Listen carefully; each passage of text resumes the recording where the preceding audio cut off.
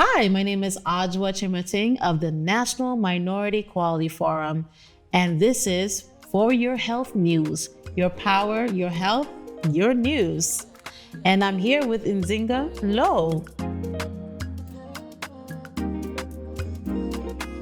Nzinga, would you like to introduce yourself? Yes, my name is Nzinga Lowe. I am the founder and CEO of Pygmalion Health. Pygmalion Health is a healthcare advisory firm that supports medical groups and health systems in navigating value-based care, health equity, Medicare, Medicaid, and whole person health. Wow. Yes. That is quite the title. What is first of all, congratulations. Thank you so much. The 40 under 40 class of 2025, minority health leaders from across the country. That's amazing. Thank you. Yes, what do you most love about your job and your day-to-day? I think what I love most is helping physicians, and I even work with large VC firms and health systems understand how it is lucrative and beneficial to care. Right. You see a lot of safety net hospitals and clinics and FQHC groups that actually invest in patients' health and their community health because they are passionate about that. But for the larger for-profit organizations, it truly is lucrative to care and to improve the health of the community and to drive health equity on a national scale. So that's what I love about it, is opening the eyes of a lot of organizations so that they can start to improve the health of their patients. Oh yeah, I think it's time we change the conversation around health equity, right? Yes. It's not just altruism or something, right? How would you describe health equity in the way that makes sense to hospitals that you work with? Yes, health equity I see as a sound investment that if you are trying to improve a lot of metrics that you're dealing with, from length of stay to chronic diseases, to different types of observations and a lot of negative and poor health outcomes. Right. You have to make sure that you are caring for these patients in a new way. You have to meet them where they're at. Wow. So health equity is really an investment so that you can get a return on investment of the work that you're putting in. So if you're driving for patients to get screenings or to see their physician so that you can see the bottom line and your metrics can look better, caring about how that patient eats, how that patient works, the environments that they're in, that's going to make sure that you have a healthier system so that your bottom line looks better. So really, it's just an investment so that you can start to see greater wealth in the future. Wow, that's amazing. Health equity is innovation, it sounds like. It is. You know, you talk about care in a new way. Let's talk about that a little bit more. Yeah. Like, what does that mean? What should our healthcare system look like in your view to get to the most sick?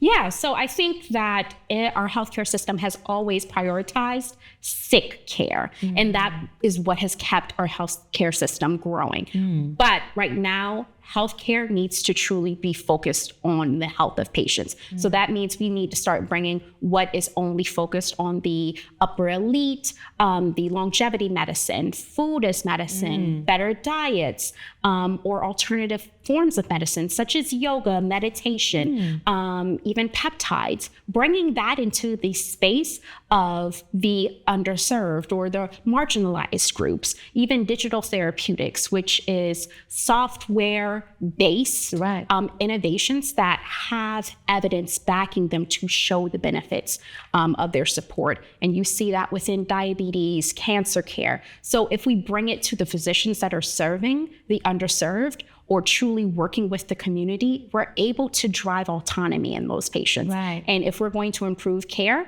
and make it more holistic, we need to reach patients where they're at and give them the autonomy to start to improve their health. And that all comes from the resources that we provide our physicians. Meeting patients where they're at. Yes. What does that look like now? I mean, everyone talks about is that social determinants of health? Is that what that is? Or is it What is it actually? Yeah, so it's a full spectrum of things. It's a holistic focus. So when we talk about meeting patients where they're at, we think about in the South, where you'll hear from a lot of old Southern women that vegetables are deep fried and fruit is baked in a pie. So when we think about understanding and meeting patients where we're at, it's regional, it's specific, it's statewide, it's community-wide. We need to understand that if we're going to be bringing healthy meals or telling patients to eat better, we can do a lot with collard greens by bringing in smoked turkey, fat back, and all these things. But if we educate them on ways to eat it a lot better,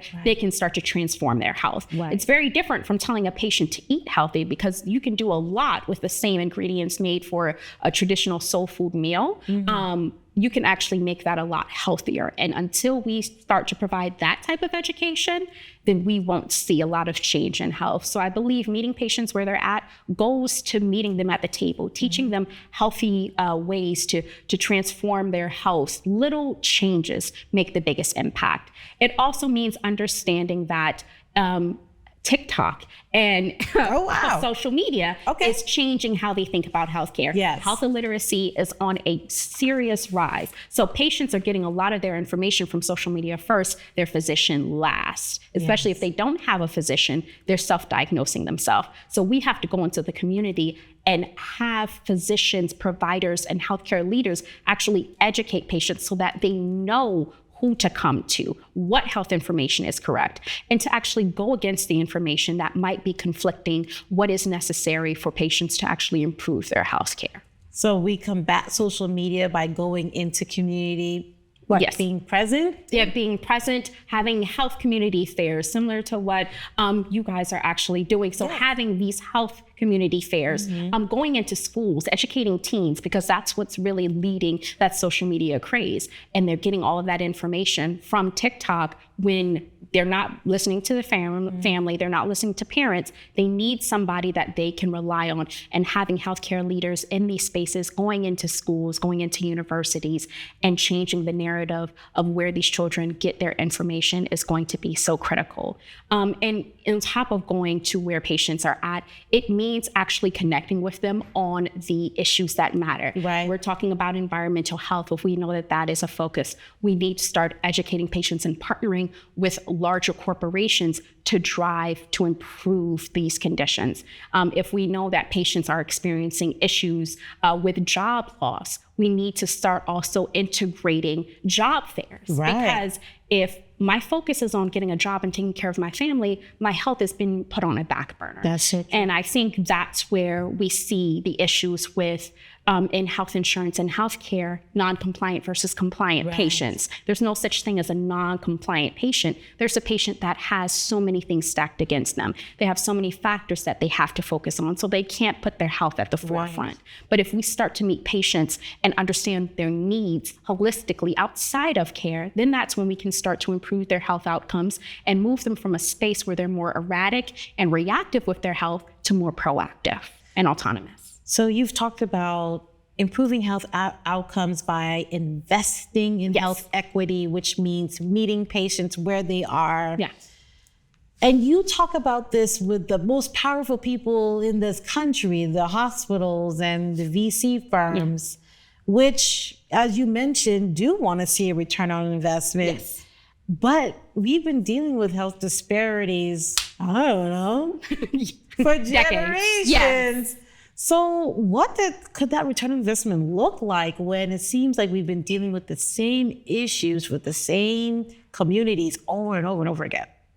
Well, really, I see the return on investment coming, one, financially. So CMS, right now, I know there are changes coming to this administration, but CMS started putting funding. And CMS, I'm sorry, is? Oh, yes, the Center of Medicare and Medicaid Services. Yes, I'll always have to emphasize that. Thank you.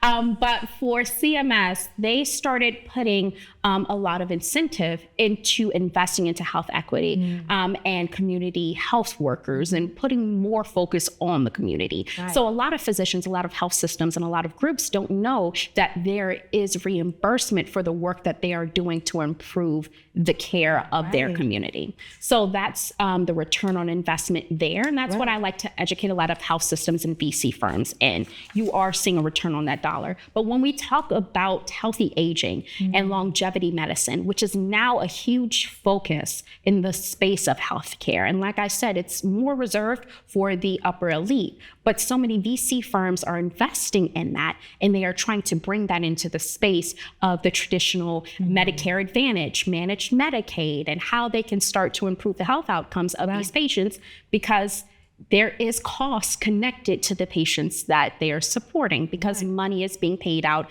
by CMS to care for these patients. So it is imperative that we start to look at healthcare in a more innovative way, because if we are to care about these future generations, the generations that move from Medicaid to straight Medicare and still rely on Medicaid for supplemental support. Right. If we are trying to reduce the healthcare spend that is in the $1 trillion mark, if we are trying to improve the health outcomes of patient populations so that we don't have to worry about sending them to hospitals, increasing, avoidable admissions, then that means that we need to start improving their healthcare now. We need to start getting patients more education, giving them more autonomy on how they can navigate their health. And how I like to see it as patients are put in 3 groups: proactive, passive, and reactive. Okay. And we have a lot of patients that are passive and reactive, where they see their providers when they can, they have to work. They may not be that interested in their health because they've been told that their health really doesn't matter. They have bigger issues and priorities. Right. And then the reactive patients, those are the ones who see constantly going into the hospital, and that's usually when it's too late or when their health is slowly declining. And if we move them into a proactive space, and then that's with digital therapeutics, where people are gamifying health improvement and health literacy. You have some organizations and digital therapeutic firms that are turning diabetes education and diabetes care into a game that they can play on their phone. Yes. What's the name of that game?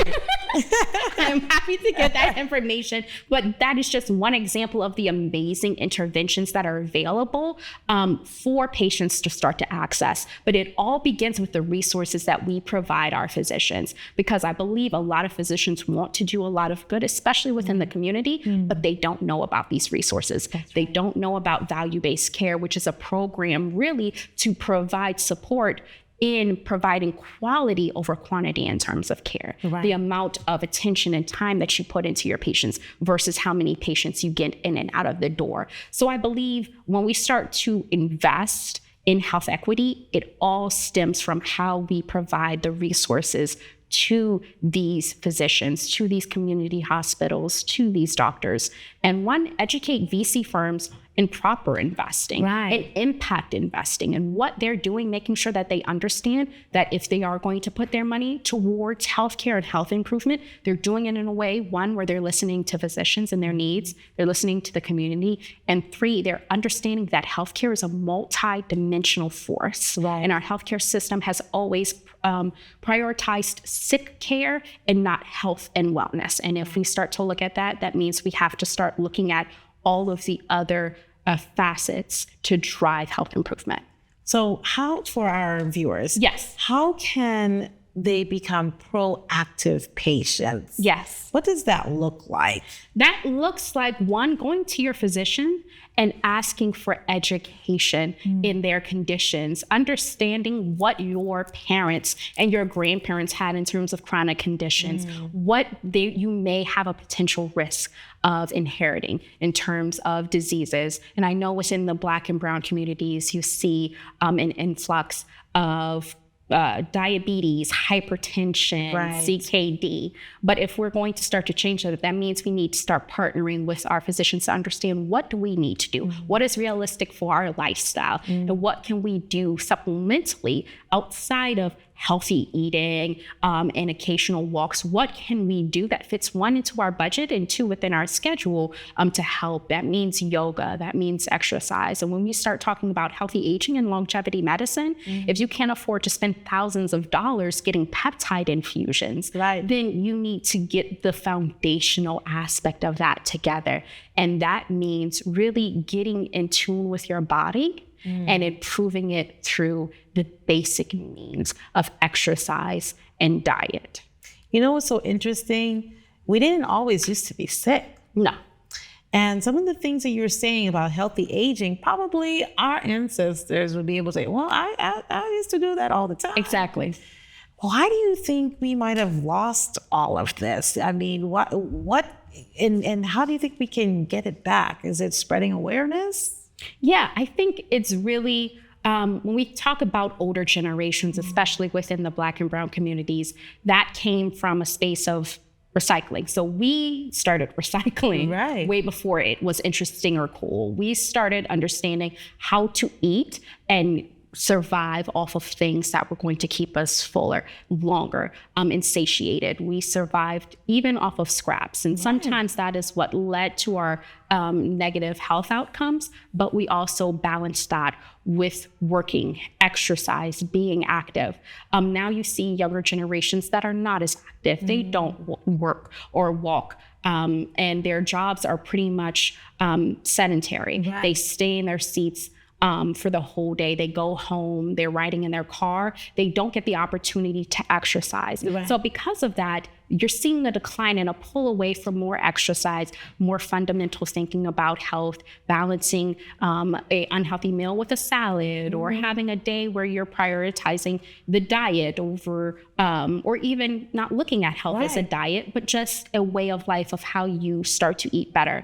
And I think how we can start to get back to that is really going back to the essentials, understanding that, and how you see many dietitians talk about it. It's not about taking away, it's about adding. So when you think about how you eat, you don't subtract from it, you add to it. You're adding healthier options. You're balancing that chocolate with fruits. Instead of milk chocolate, you're doing dark chocolate. Instead of maybe an unhealthy side dish, you're doing a salad. It's about that balance. And then knowing that a lot of organizations are starting yoga in the park. They're starting all of these activities that you can start to do within the community, or even driving organizations to push that. If you know that that's something that you need, start to go to facilities to have that, and actually ask for hospitals or health centers to have these wellness talks with you. So there are a lot of things to do where you can start to drive that improvement, but it really does start with diet and exercise and just becoming more aware